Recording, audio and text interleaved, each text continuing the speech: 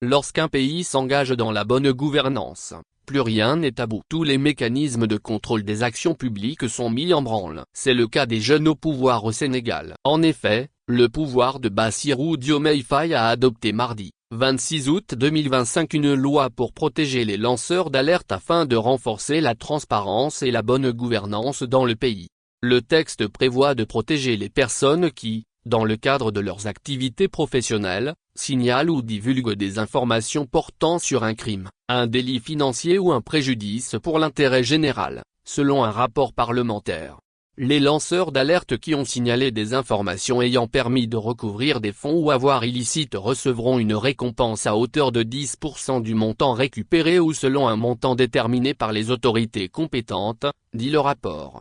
Le Sénégal devient ainsi le premier pays subsaharien francophone à se doter d'une telle loi, selon la plateforme de protection des lanceurs d'alerte en Afrique, PLAF. C'est une initiative fort louable. Malheureusement au Togo, les lanceurs d'alerte sont plutôt traqués. Beaucoup sont aujourd'hui jetés en prison comme des malpropres. Enlèvement ou kidnapping deviennent monnaie courante dans les rues de Lomé. Akoueté Théodore, enlevé le 14 août, détenu sans motif clair pendant 5 jours au SCRIC, Service central de recherche et d'investigation criminelle, avant d'être transféré en prison tout comme 3 autres jeunes membres de l'organisation de la société civile Tournons la page, Koami Aziakou, Armand Tablézé et Komi Abagno, appréhendés le 20 et le 22 août.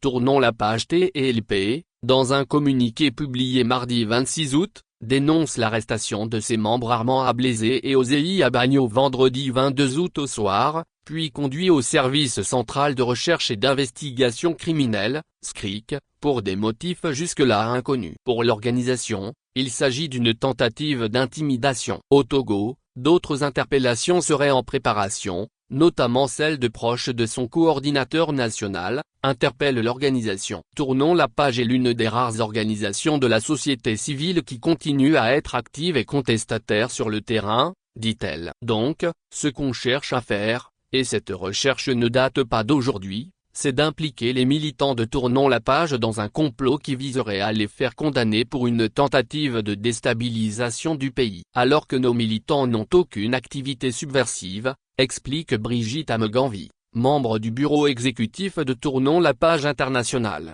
Elle rappelle qu'un des responsables du mouvement, proche collaborateur de David Odos, a déjà été arrêté plusieurs fois. Les fois précédentes, il a été relâché parce qu'aucune charge ne pouvait être retenue contre lui. Nous avons des informations selon lesquelles son arrestation est réellement planifiée, de même que celle des 2 jeunes qui ont été arrêtés. Et l'objectif, c'est d'impliquer tout ce monde-là dans un complot pour pouvoir les empêcher d'exercer les activités qu'ils exercent qui ne sont que des activités de défense des droits humains et de défense de la démocratie.